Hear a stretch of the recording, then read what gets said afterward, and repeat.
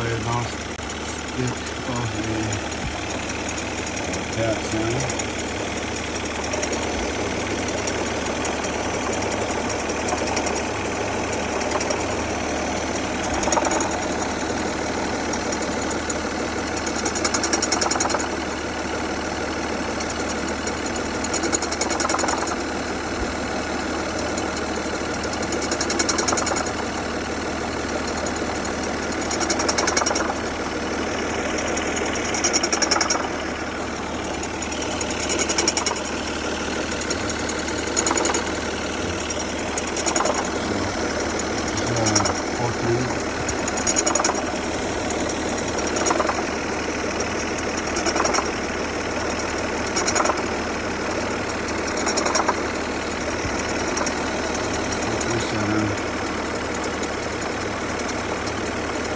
I believe it's the AC